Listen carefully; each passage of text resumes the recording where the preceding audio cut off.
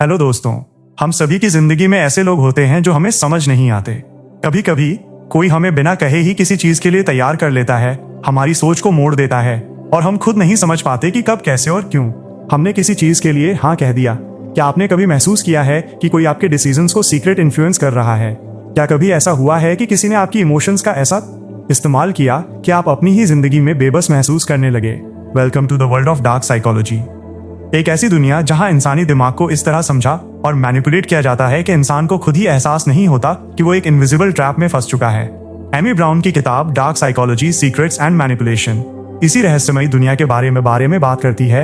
ये किताब उन छिपे हुए साइकोलॉजिकल टेक्निक्स और स्ट्रैटेजी को सामने लाती है जिनका इस्तेमाल दू के सबसे चालाक और चालबाज लोग करते हैं, चाहे वो पॉलिटिशियन हो, सेल्फ एक्सपर्ट्स हो या फिर वो लोग जो सिर्फ अपने सेल्फिश मोटिव्स के लिए दूसरों के दिमाग से खेलते हैं। इस वीडियो में हम इस किताब का डीप एनालिसिस करेंगे, इसकी हर स्ट्रैटेजी को डिकोड करेंगे और आपको ये समझाएंगे कि कैसे लोग आपकी साइकोलॉजी को हैक करके आपको अपनी मर्जी से चलाने की कोशिश करते हैं। लेकिन सिर्फ यही नहीं, हम ये भी जानेंगे कि आप खुद को इन चालाकियों से बचा कैसे सकते हैं। कई लोग ये समझते हैं कि मैनिपुलेशन सिर्फ मूवीज में दिखाया जाने वाला एक कॉन्सेप्ट है, लेकिन हकीकत में ये हमारे रोजमर्रा की जिंदगी में मौजूद है।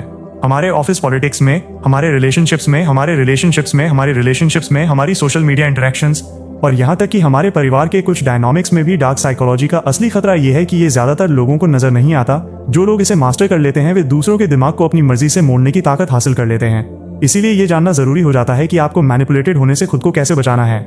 जब भी कोई आपसे कहता है कि तुम ये सोच ही नहीं सकते कि तुम्हारे साथ क्या हो रहा है, तो आपको सतर्क हो जाना चाहिए, क्योंकि अक्सर वही चीजें जो हमें नजर नहीं आती वही सबसे ज्यादा खतरनाक होती हैं। डार्क साइकोलॉजी का सबसे बड़ा सच यही है कि ये सब कुछ छिपकर बड़ी चालाकी से किया जाता है। ये एक साइलेंट वॉर है जहां वर्ड्स, इमोशंस और ह्यूमन माइंड ही सबसे बड़े हथियार होते हैं। तो क्या आप रेडी हैं इस मनोवैज्ञानिक रहस्य को जानने के लिए? क्या आप जानना चाहते हैं कि डार्क साइकोलॉजी के सीक्रेट्स क्या हैं और कैसे कुछ लोग आपकी जिंदगी को बिना आपकी इजाजत के कंट्रोल करने की कोशिश कर सकते हैं? अगर हाँ, तो इस वीडियो को अंत तक जरूर देखिए, क्योंकि इसमें हम न सिर्फ आपको इन मैनिपुलेटिव टैक्टिक्स के बारे में बताएंगे बल्कि आपको इससे बचने के सबसे असरदार तरीके भी बताएंगे। तो चलिए डाइव करते हैं स्पेस्टिकेट साइकोलॉजी, हमारी भावनाओं और यहाँ तक कि हमारे एक्शंस को भी कंट्रोल कर सकती है।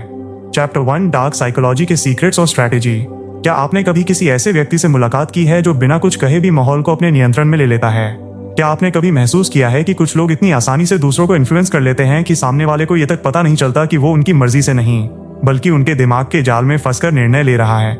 यह कोई जादू नहीं बल्कि डार्क साइकोलॉजी के गहरे सीक्रेट्स और स्ट्रैटेजीज का उपयोग वे लोग करते हैं जो अपने फायदे के लिए दूसरों के मन और भावनाओं से खेलना जानते हैं। डार्क साइकोलॉजी वो कला है जिसमें मनोवैज्ञानिक तकनीकों का उपयोग करके किसी के सोचने, महसूस करने और निर्णय लेने के तरीके को बदला जाता है। इसे समझने वाले लोग दूसरों को अपनी मर्जी के अनुसार चलाने की क्षमता रखते हैं और उन्हें इसका एहसास तक नहीं होने देते। यह एक ऐसी शक्ति है जिसे सही व्यक्ति एथिकल तरीके से इस्तेमाल कर सकता है, लेकिन गलत व्यक्ति इसे अपने स्वार्थ के लिए एक खतरनाक हथियार की तरह इस्तेमाल कर सकता है। जो लोग डार्क साइकोलॉजी में निपुण होते हैं वे कुछ खास स्ट्रेटेजी का उपयोग करते हैं। पहली और सबसे महत्वपूर्ण रणनीति है इमोशनल मिररिंग। ये एक ऐसा तरीका है जिसमें मैनिपुलेटर सामने वाले की भावनाओं, हाव भाव और सोचने के तरीके को सटल रूप से कॉपी करता है। जब कोई आपके हाव भाव, बोलने के अंदाज और व्यवहार को धीरे धीरे अपनाने लगता है तो आपका अवचेतन मन उसे अपने जैसा मानने लगता है। इससे आपके भीतर उस व्यक्ति के प्रति एक अनजाना विश्वास पैदा हो जाता है और यहीं से मैनिपुलेशन की शुरुआत होती है। एक और शक्तिशाली रणनीति है फियर बेस्ड कंट्रोल। इंसान का दिमाग स्वाभाविक रूप से डर से प्रभावित होता है। जब हमें किसी चीज का डर होता है तो हम उसे टालने के लिए कुछ भी करने को तैयार रहते हैं। डार्क साइकोलॉजी का उपयोग करने वाले लोग इस डर का फायदा उठाते हैं। वे सटल ऐसे शब्दों और विचारों का इस्तेमाल करते हैं जो आपके दिमाग में अनिश्चितता और भय पैदा करें। वे ये दिखाते हैं कि अगर आपने उनकी बात नहीं मानी तो कुछ बुरा हो सकता है। ये डर फाइनेंशियल लॉस, सोशल रिजेक्शन या इमोशनल ब्रेकडाउन का हो सकता है। डर का सही इस्तेमाल करने वाला व्यक्ति आपके दिमाग में वो नरेट सेट कर सकता है जो उसके फायदे के लिए काम करता है। इसके अलावा गैस लाइटिंग एक ऐसी मनोवैज्ञानिक तकनीक है जिसे डार्क साइकोलॉजी में अक्सर इस्तेमाल किया जाता है। इसमें व्यक्ति धीरे धीरे आपकी परसेप्शन को डिस्टोर्ट करने की कोशिश करता है, जिससे आपको अपने ही विचारों और यादों पर संदेह होने लगे। आपको ये महसूस होने लगता कि शायद आप ही गलत हैं और सामने वाला सही है। जब कोई लगातार ये कहे कि चीजों को गलत समझ रहे हो या तुम्हारी याददाश्त धोखा दे रही है तो ये गैस लाइटिंग का संकेत हो सकता है। ये तकनीक इतनी खतरनाक होती है कि व्यक्ति अपनी ही सोच पर शक करने लगता है और पूरी तरह से मैनिपुलेटर पर निर्भर हो जाता है। डार्क साइकोलॉजी का एक और छिपा हुआ रहस्य है गिल्ट ट्रिपिंग। ये एक ऐसी तकनीक है जिसमें व्यक्ति दूसरे के अंदर अपराध बोध की भावना जगाता है ताकि वो उसकी बात मान को मजबूर हो जाए। उदाहरण के लिए, अगर कोई ये कहे, अगर तुम मेरी मदद नहीं करोगे तो मैं बहुत परेशान हो जाऊंगा, या अगर तुमने मेरी बात नहीं मानी तो ये दिखाएगा कि तुम्हें मुझसे कोई फर्क नहीं पड़ता, तो ये गिल्ट ट्रिपिंग का एक उदाहरण है। ये एक सटल लेकिन बेहद प्रभावी तरीका है जिससे लोग दूसरों को अपने नियंत्रण में रखते हैं। डार्क साइकोलॉजी के इन सीक्रेट्स का इस्तेमाल सिर्फ व्यक्तिगत रिश्तों में ही नहीं बल्कि बड़े स्तर पर भी किया जाता है। राजनीति, बिजनेस, मार्केटिंग और सोशल मीडिया में भी ये तकनीकें अपनाई जाती हैं। कंपनियां अपने प्रोडक्ट्स बेचने के लिए लोगों के मनोविज्ञान को समझकर विज्ञापन तैयार करती हैं। वे स्कैरर्स का डर दिखाती हैं, लिमिटेड टाइम ऑफर या स्टॉक रनिंग आउट फास्ट, जिससे ग्राहक इम्पल्स में आकर तुरंत निर्णय लेते हैं। इसी तरह कई नेता जनता के इमोशंस को कंट्रोल करके अपनी रणनीतियों को सफल बनाते हैं। डार्क साइकोलॉजी की सबसे खतरनाक तकनीकों में से एक है आइसोलेशन टेक्निक। इसमें मैनिपुलेटर धीरे धीरे अपने शिकार को बाकी दुनिया से दूर करता है ताकि वो पूरी तरह से उसके कंट्रोल में आ जाए। वो ये महसूस कराता है कि बाकी लोग भरोसेमंद नहीं है, सिर्फ वही व्यक्ति सही है। जब कोई व्यक्ति अकेला महसूस करता है तो वह मैनिपुलेटर की बातों पर और अधिक निर्भर हो जाता है। यह तकनीक अब्यूडोज कोई भी सही या गलत तरीके से इस्तेमाल कर सकता है। यदि आप इन तकनीकों को पहचानना सीख जाएं, तो आप न केवल दूसरों की मैनिपुलेशन से बच सकते हैं बल्कि खुद को मेंटली स्ट्रांग भी बना सकते हैं। अब सवाल ये उठता है, क्या आप इन रणनीतियों को पहचानने में सक्षम हैं? क्या आप जानते हैं कि कोई आपके साथ इन टेक्निक्स का इस्तेमाल कर रहा है? और सबसे महत्वपूर्ण बात, क्या आप खुद को इससे बचाने के लिए तैयार हैं? डार्क साइकोलॉजी के रहस्यों को जानना सिर्फ इसलिए जरूरी नहीं है कि आप दूसरों को कंट्रोल कर सकें, बल्कि इसलिए भी कि आप खुद को कंट्रोल करना सीखें।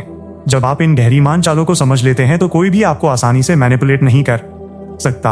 अब यह आपके हाथ में है कि आप इस ज्ञान को कैसे इस्तेमाल करते हैं, एक मेंटल शील्ड की तरह या एक साइकोलॉजिकल वेपन की तरह।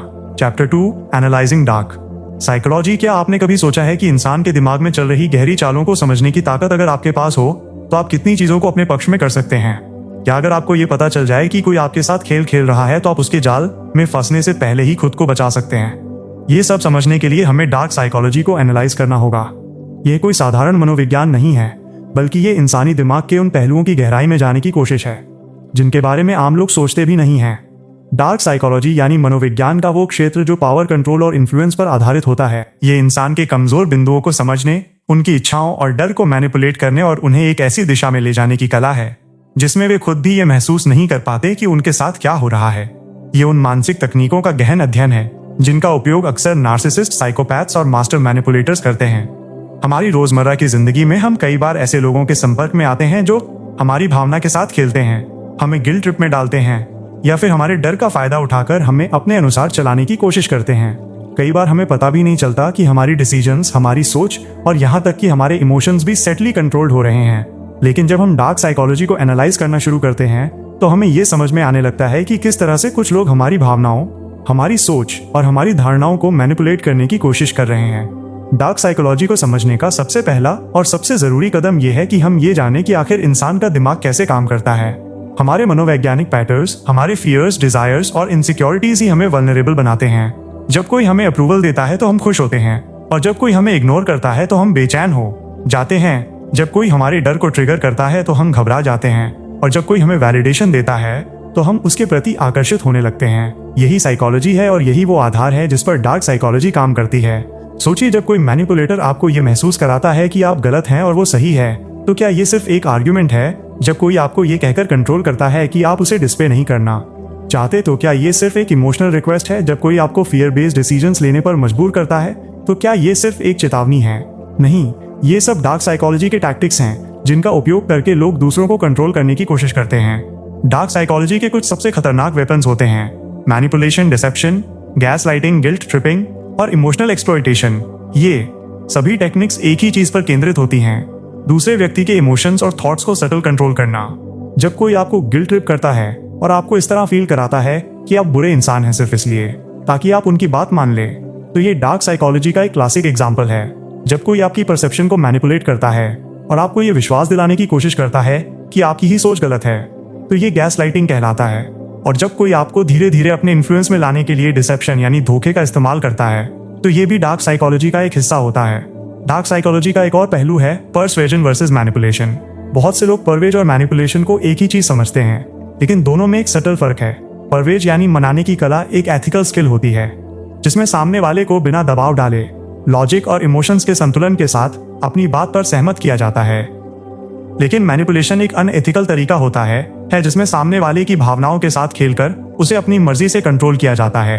डार्क साइकोलॉजी का सही अध्ययन करने पर हमें यह समझ में आता है कि लोग कैसे सोचते हैं, कैसे रिएक्ट करते हैं और किन परिस्थितियों में वे सबसे ज्यादा वल्नरेबल होते हैं। इस ज्ञान को हासिल करने का मतलब ये नहीं है कि हम इसे गलत तरीके से इस्तेमाल करें, बल्कि इसका सही उपयोग हमें सेल्फ डिफेंस में मदद कर सकता है। जब हमें यह पता चल जाता है कि कोई व्यक्ति हमारी भावनाओं के साथ खेल रहा है तो हम सचेत हो जाते हैं और उस जाल में फंसने से बच सकते हैं। इस अध्याय का सबसे बड़ा सवाल यही है कि आप जानते हैं कि आप भी अपनी जिंदगी में कभी ना कभी डार्क साइकोलॉजी के किसी न किसी टेक्निक का शिकार हो चुके हैं। क्या आपको कभी ऐसा महसूस हुआ है कि आपकी डिसीजंस आपके खुद के नहीं थे, बल्कि किसी ने सटल तरीके से आपको उन्हें लेने के लिए मजबूर कर दिया? क्या आप कभी ऐसे टॉक्स रिलेशनशिप्स में रहे हैं जहां आपको गैस लाइटिंग या गिल्ट ट्रिपिंग का शिकार बनाया गया हो? डार्क साइकोलॉजी को एनालाइज करना एक तरह से खुद को मानसिक रूप से मजबूत बनाना है। ये सिर्फ मैनिपुलेशन को समझने का विज्ञान नहीं है, बल्कि ये एक मेंटल आर्मर है जो आपको उन लोगों से बचा सकता है जो आपकी भावनाओं के साथ खेलना चाहते हैं। जब आप डार्क साइकोलॉजी के पैटर्न्स को पहचानना सीख जाते हैं तो आप किसी के भी साइकोलॉजिकल गेम्स में फंसने से बच सकते हैं। आप अपनी मेंटल स्ट्रेंथ को बढ़ा सकते हैं और अपने जीवन के डिसीजंस को ज्यादा कॉन्शियस तरीके से ले सकते हैं। अब ये आप पर निर्भर करता है। क्या आप दूसरों के हाथों में एक पपेट की तरह रहना चाहेंगे, या आप अपने दिमाग की ताकत को पहचान कर खुद के लिए एक मजबूत मेंटल शील्ड तैयार करेंगे? Chapter 3, the art of manipulation. क्या आपने कभी सोचा है कि कुछ लोग इतनी आसानी से दूसरों को अपनी बात मनवाने में कैसे सफल हो जाते हैं? वे बिना किसी जोर जबरदस्ती के, बिना कोई जबरदस्त तर्क दिए, सिर्फ शब्दों और हाव भाव के जरिए सामने वाले की सोच और निर्णयों को अपने अनुसार मोड़ देते हैं। यह सब सिर्फ एक कला का नतीजा है, मैनिपुलेशन सिर्फ एक मनोवैज्ञानिक तकनीक नहीं है, बल्कि ये एक खेल है जो इंसानों की भावनाओं, उनके डर, उनकी इच्छाओं और उनकी असुरक्षाओं पर खेला जाता है। एक कुशल मैनिपुलेट वो होता है जो सामने वाले के सबकॉन्शियस माइंड तक पहुंचकर उसे ऐसा महसूस कराता है कि वो खुद ही उस निर्णय तक पहुंचा है, जबकि असल में हर कदम उसकी योजना के मुताबिक उठाया गया होता है। सोचिए, जब कोई आपसे कहता है अगर तुम मुझसे प्यार करते हो तो तुम ये करोगे, तो ये प्यार की मांग है या एक चालाकी से घड़ी गई मानसिक चाल। जब कोई आपको गिल्ट महसूस कराता है कि आपने उनकी मदद नहीं की, भले ही आपके पास सही कारण थे, तो ये सिर्फ एक सीधा सा अनुरोध था या एक मनोवैज्ञानिक जाल। जब कोई अपने शब्दों के माध्यम से आपको ये विश्वास दिला देता है कि आपकी ही सोच गलत है और वे सही हैं, तो ये सिर्फ एक बहस थी या दिमाग से खेला गया एक सटल अटैक। मैनिपुलेशन की जड़ें हमारी भावनाओं में गहराई से ढसा होती हैं। इंसान एक भावनात्मक प्राणी है। हम सभी प्यार, सम्मान, सुरक्षा और स्वीक चाहते हैं, और जब कोई इन भावनाओं को अपने नियंत्रण में ले आता है तब वो हमें अपने अनुसार मोड़ सकता है। ये कला इतनी सूक्ष्म होती है कि अक्सर हमें एहसास ही नहीं होता कि हम मैनिपुलेटेड हो रहे हैं। हम सोचते हैं कि हम अपने डिसीजंस खुद ले रहे हैं, लेकिन असल में हर डिसीजन हमें एक खास दिशा में धकेलने के लिए केयरफुली प्लान होता है। एक कुशल मैनिपुलेटर ये जानता है कि किस इंसान की सबसे बड़ी कमजोरी क्या है। कुछ लोगों को वैलिडेशन की जरूरत होती है, कुछ को डराया जा सकता है, कुछ को गिल्ट में डुबोकर कंट्रोल किया जा सकता है, और कुछ को ऐसी परिस्थितियों में फंसाकर मैनिपुलेटेड किया जा सकता है जहां उनके पास कोई और रास्ता ही न बचे। ये सब एक मानसिक खेल का हिस्सा है जहां कोई हार मानता नहीं दिखता, लेकिन असल में एक व्यक्ति हमेशा मानसिक रूप से हार चुका होता है। आपने शायद रिश्तों में, दोस्ती में, ऑफिस की पॉलिटिक्स में या अपने निजी जीवन में ऐसे कई उदाहरण देखे होंगे जहां लोग दूसरों की भावनाओं से खेलकर अपना काम निकलवा लेते हैं। क्या आपने कभी महसूस किया है कि किसी ने आपको कोई ऐसा काम करने के लिए राजी कर लिया जो आप करना नहीं चाहते थे? क्या आपको कभी गिल्ट ट्रिप में डालकर कोई ऐसा काम कराया गया जिससे आपको बाद में लगा कि आपने खुद के साथ अन्याय किया? क्या आपने कभी ऐसे लोगों के साथ डील किया है जो आपकी बातों को तोड़ मरोड़ कर पेश करते हैं ताकि आप हमेशा दोषी महसूस करें? मैनिपुलेशन के कई रूप होते हैं: gas lighting, silent treatment, guilt tripping, passive aggressive और सटल माइंड गेम्स। ये सभी तकनीकें इस एक ही उद्देश्य के लिए बनाई गई हैं, दूसरे व्यक्ति के विचारों और निर्णयों को कंट्रोल करना। जब कोई आपको ये महसूस कराता है कि आपकी खुद की सोच गलत है और आपको हर हाल में उनकी बात माननी चाहिए, तो ये गैस लाइटिंग कहलाता है। जब कोई आपको साइलेंट ट्रीटमेंट देता है ताकि आप उनकी मर्जी के अनुसार चीजें करें, तो ये भी मैनिपुलेशन का एक रूप है। जब कोई गिल्ट ट्रिपिंग करता है तो वो आपकी कॉन्शियस को इस तरह हिट करता है कि आप खुद को बुरा महसूस करने लगे और उनकी बात मानने पर मजबूर हो जाए। लेकिन क्या मैनिपुलेशन हमेशा बुरा होता है? इसका जवाब उतना आसान नहीं है जितना लगता है। कई बार मैनिपुलेशन एक आत्मरक्षा का साधन भी हो सकता है। जब कोई आपको फोर्सफुली प्रभावित करने की कोशिश कर रहा हो, तो कभी कभी सटल मैनिपुलेशन ही वो तरीका होता है जिससे आप खुद को बचा सकते हैं। जब किसी टॉक्सिक व्यक्ति से निपटना हो, जब किसी नार्सिसिस्ट को उनकी ही भाषा में जवाब देना हो, तब ये एक डिफेंसिव वेपन बन सकता है। लेकिन ये समझना बेहद जरूरी है कि आपको मैनिपुलेटेड होने से बचने के लिए मैनिपुलेशन को समझना होगा।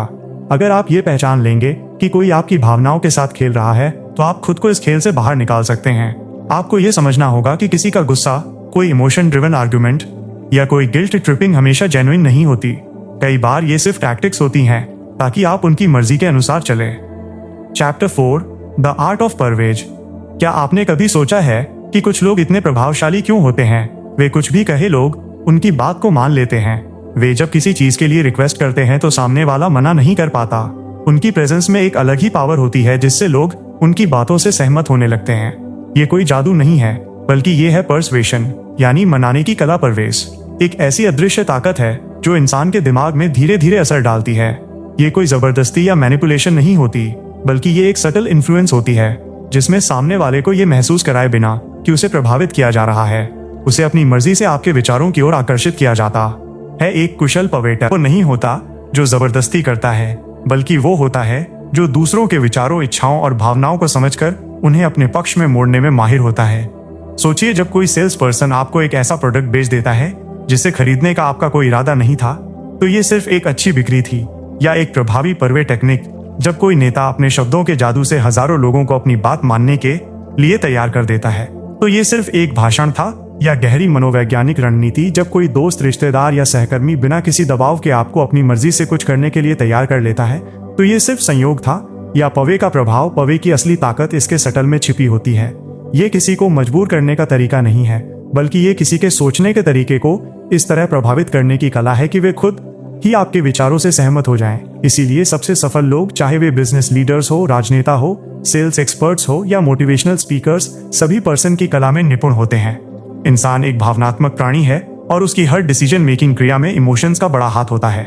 एक अच्छा पर्सवेडर जानता है कि तर्क लॉजिक से ज्यादा भावनाएं, इमोशंस लोगों को प्रभावित करती हैं। यही कारण है कि महान पब्लिक स्पीकर्स जब भी कोई बात कहते हैं तो वे केवल तथ्यों पर निर्भर नहीं रहते, बल्कि वे अपनी बात को इमोशंस के साथ जोड़ते हैं ताकि लोग उस विचार को सिर्फ समझे नहीं, बल्कि उसे महसूस करें। अगर आप ध्यान दें तो परवेश का सबसे ज्यादा इस्तेमाल हमारी रोजमर्रा की जिंदगी में होता है। जब कोई बच्चा अपने माता पिता से कोई महंगा खिलौना लेने के लिए जिद करता है और बार बार उन्हें मनाने की कोशिश करता है, तो वो अपनी कच्ची उम्र में ही पर्सवेजन का इस्तेमाल कर रहा होता है। जब कोई बॉस अपने कर्मचारी को ओवरटाइम करने के लिए तैयार कर लेता है बिना किसी ऑफिशियल ऑर्डर के, तो वो पर्सवेजन का खेल खेल रहा होता है। जब कोई प्रेमी या प्रेमिका अपने पार्टनर को किसी खास निर्णय के लिए मनाने की कोशिश करता है, तो वो भी इस कला का इस्तेमाल कर रहा होता है। लेकिन पर्सवेशन और मैनिपुलेशन में बारीक फर्क होता है। मैनिपुलेशन में सामने वाले की भावनाओं से खेलकर उसे मजबूर किया जाता है, जबकि पर्सवेशन में उसे एक वैकल्पिक दृष्टिकोण दिखाकर उसकी सोच को जेंटली गाइड किया जाता है। एक कुशल पर्सन कभी भी गिल्ट ट्रिप या फियर टैक्टिक्स का सहारा नहीं लेता। वो यह समझता है कि सामने वाले को क्या चाहिए और उसकी जरूरतों को ध्यान में रखते हुए अपनी बात इस तरह रखता है कि वो खुद बखुदा सहमत हो जाए। परवेश की सबसे बड़ी ताकत ये है कि ये एक इनविजिबल फोर्स की तरह काम करता है। इसे सही तरीके से इस्तेमाल किया जाए तो ये किसी की भी सोच को मोड़ सकता है। क्या आपने कभी गौर किया है कि बड़े बड़े ब्रांड्स अपने विज्ञापनों में सिर्फ प्रोडक्ट के फीचर्स नहीं दिखाते, बल्कि वे हमारी भावनाओं को टारगेट करते हैं। एक परफ्यूम एड में आपको सिर्फ परफ्यूम नहीं दिखाया जाता, बल्कि आपको ये एहसास कराया जाता है कि इसे लगाने से आप ज्यादा आकर्षक और कॉन्फिडेंट महसूस करेंगे। एक कार का विज्ञापन सिर्फ कार के स्पेसिफिकेशंस पर फोकस नहीं करता, बल्कि ये आपके अंदर लग्जरी, एडवेंचर और पावर की भावना जगाता है। यही पर्सुएशन की असली ताकत है। ये किसी चीज को इस तरह पेश करना कि लोग उसे सिर्फ देखें नहीं, बल्कि उसके साथ जुड़ाव महसूस करें। अब सवाल ये उठता है कि क्या पर्सुएशन को सीखा जा सकता है? और जवाब है बिल्कुल। ये कोई जन्मजात गुण नहीं है, बल्कि एक सीखी जाने वाली स्किल है। यदि आप इसे समझ ले तो आप अपनी पर्सनल और प्रोफेशनल लाइफ में इसे एक पावरफुल टूल की तरह इस्तेमाल कर सकते हैं। चैप्टर 4, खुद को डार्क साइकोलॉजी से सुरक्षित कैसे रखें। क्या आपने कभी ऐसा महसूस किया है कि कोई व्यक्ति आपको धीरे धीरे कंट्रोल कर रहा है, लेकिन आप ये समझ नहीं पा रहे कि ये हो कैसे रहा है? क्या आपको कभी ऐसा लगा है कि कोई आपकी भावनाओं से खेल रहा है, आपको गिल्ट ट्रिप कर रहा है या आपको अपनी मर्जी से मैनिपुलेट कर रहा है? अगर हाँ, तो ये जानना जरूरी है कि आप खुद को डार्क साइकोलॉजी के प्रभाव से कैसे बचा सकते हैं। ये कोई मामूली बात नहीं है, क्योंकि कई बार हम इस मानसिक खेल को पहचान भी नहीं पाते और धीरे धीरे उसके शिकार बनते चले जाते हैं। डार्क साइकोलॉजी का सबसे खतरनाक पहलू ये है कि ये आमतौर पर इतनी सटल होती है कि हमें इसका एहसास ही नहीं होता। ये किसी के शब्दों में छिपी होती है, उनकी टोन में, उनकी बॉडी लैंग्वेज में, और कई बार तो सिर्फ उनकी मौजूदगी में भी। जो लोग इस कला में माहिर होते हैं वे अपने शिकार को ये महसूस तक नहीं होने देते कि उनके साथ मैनिपुलेशन हो रही है। लेकिन अगर आप इन टेक्निक्स को पहचानना और खुद को सुरक्षित रखना सीख जाते तो कोई भी आपको आसानी से कंट्रोल नहीं कर सकता। खुद को डार्क साइकोलॉजी से बचाने का सबसे पहला और सबसे जरूरी कदम है सेल्फ अवेयरनेस। अगर आपको अपनी भावनाओं, अपनी सोच और अपनी रिएक्शंस की गहरी समझ होगी तो कोई भी आपको आसानी से मैनिपुलेट नहीं कर पाएगा। अक्सर मैनिपुलेटिव लोग दूसरों की इनसिक्योरिटीज को टारगेट करते हैं। वे जानना चाहते हैं कि आपको किस चीज की सबसे ज्यादा परवाह है, आपका सबसे बड़ा डर क्या है और कौन सी चीज आपको सबसे ज्यादा इमोशनली वल्नरेबल बनाती है। अगर आप खुद को अच्छी तरह से जानते हैं और अपनी कमजोरियों को एक्सेप्ट करते हैं तो आप दूसरों को उन कमजोरियों का फायदा नहीं उठाने देंगे। अगला कदम है इमोशनल बाउंड्रीज बनाना। बहुत से लोग इसलिए मैनिपुलेट होते हैं क्योंकि वे अपनी इमोशनल बाउंड्रीज को डिफाइन नहीं कर पाते। उन्हें ये नहीं पता होता कि कब उन्हें किसी की बात को सीरियसली लेना चाहिए और कब उन्हें अपनी एनर्जी को बचाना चाहिए। एक मैनिपुलेटर हमेशा ये चाहेगा कि आप अपनी बाउंड्रीज को भूल जाएं और उनके अकॉर्डिंग एक्ट करें। वे गिल्ट ट्रिपिंग का सहारा लेंगे, आपको ऑब्लिगेटेड महसूस कराएंगे और कई बार आपकी ही भावनाओं को आपके खिलाफ इस्तेमाल करेंगे। अगर आप अपनी बाउंड्रीज को मजबूत बना लेते हैं और नो कहना सीख जाते तो आप खुद को इन मानसिक खेलों से बचा सकते हैं। इसके बाद आता है क्रिटिकल थिंकिंग और लॉजिकल एनालिसिस। एक मास्टर मैनिपुलेटर हमेशा इमोशंस का इस्तेमाल करता है क्योंकि वे जानते हैं कि इमोशंस इंसान को सबसे ज्यादा इन्फ्लुएंस करते हैं। लेकिन अगर आप हर चीज को लॉजिकली एनालाइज करना शुरू कर दें तो आप मैनिपुलेशन से बच सकते हैं। जब भी कोई आपसे कुछ कहे या आपको किसी बात के लिए पुश करे तो खुद से पूछिए, क्या ये सच में सही है या ये सिर्फ एक इमोशनल ट्रैप है। कई बार सिर्फ इतना सोचने भर से ही हम मैनिपुलेशन के जाल से बच सकते हैं। डार्क साइकोलॉजी से बचने के लिए सबसे जरूरी चीज है असर्टिव। ये एक ऐसा गुण है जिसमें आप अपनी बात को मजबूती से रखते हैं लेकिन बिना किसी अग्रेशन के। एक मैनिपुलेटिव व्यक्ति तभी ताकतवर होता है जब सामने वाला कमजोर हो। लेकिन जब आप खुद पर कॉन्फिडेंट होते हैं, अपनी राय को साफ तरीके से रखते हैं और बिना दबाव में आए अपने फैसले लेते हैं तो कोई भी आपको आसानी से मैनिपुलेट नहीं कर सकता। इसके अलावा अपने आसपास के लोगों को समझना भी बेहद जरूरी है। अक्सर जो लोग हमें मैनिपुलेट करते हैं वे हमारी रोजमर्रा की जिंदगी में ही होते हैं। दोस्त, सहकर्मी, रिश्तेदार या कभी कभी तो हमारे सबसे करीबी लोग भी वे धीरे धीरे हमें इमोशनल ट्रैप्स में फंसाते हैं और हमें ये एहसास तक नहीं होने देते कि वे हमारे दिमाग के साथ खेल रहे हैं। इसीलिए लोगों के वर्ड से ज्यादा उनके एक्शंस पर ध्यान देना जरूरी है। अगर कोई बार बार आपके सेल्फ एस्टीम को गिराने की कोशिश कर रहा है, आपको गिल्ट ट्रिप कर रहा है या आपको मेंटली एग्जॉस्ट कर रहा है तो ये एक रेड फ्लैग है। डार्क साइकोलॉजी से बचने के लिए सबसे प्रभावी तरीका यह है कि आप खुद को मानसिक रूप से मजबूत बनाएं। इसका मतलब है सेल्फ रिस्पेक्ट, सेल्फ वर्थ और सेल्फ कॉन्फिडेंस को बढ़ाना। जब कोई मैनिपुलेटर देखता है कि आप अपनी वैल्यू को समझते हैं तो वे आपको कंट्रोल करने में असफल हो जाते हैं। वे हमेशा उन लोगों को टारगेट करते हैं जो इमोशनल वैलिडेशन की तलाश में होते हैं, जिन्हें अप्रूवल चाहिए होता है या जो इजीली इन्फ्लुएंस होते हैं। लेकिन अगर आप अपनी वैल्यू खुद पहचानते हैं तो कोई भी आपको गिल्ट ट्रिप करके कंट्रोल नहीं कर पाएगा। डार्क साइकोलॉजी से बचने के लिए एक और जरूरी चीज है डिस्टेंस मेंटेन करना। अगर आपको यह एहसास हो जाए कि कोई व्यक्ति लगातार आपकी मेंटल हेल्थ को प्रभावित कर रहा है तो सबसे अच्छा तरीका है कि आप उससे धीरे धीरे डिस्टेंस बना लें। ये हर बार पॉसिबल नहीं होता लेकिन जहां भी मौका मिले वहां आपको टॉक्सिक लोगों से दूर रहने की कोशिश करनी चाहिए। कभी कभी सबसे अच्छा सेल्फ डिफेंस यही होता है कि आप मैनिपुलेशन के सोर्स से ही दूर हो जाए। सबसे महत्वपूर्ण बात यह है कि खुद को विक्टिम माइंडसेट से बाहर निकालें। कई लोग ये सोचते हैं कि वे बार बार मैनिपुलेट होते रहते हैं और वे इससे बच नहीं सकते, लेकिन सच ये है कि डार्क साइकोलॉजी उन्हीं लोगों पर असर करती है जो इसे समझते नहीं है। जब आप इन साइकोलॉजिकल ट्रिक्स को पहचानना सीख जाते हैं तो आप मानसिक रूप से इतना मजबूत हो जाते हैं कि कोई भी आपको आसानी से मैनिपुलेट नहीं कर सकता। अब सवाल यह उठता है, क्या आप भी कभी किसी के द्वारा मैनिपुलेट हुए हैं लेकिन आपको उस वक्त एहसास नहीं हुआ?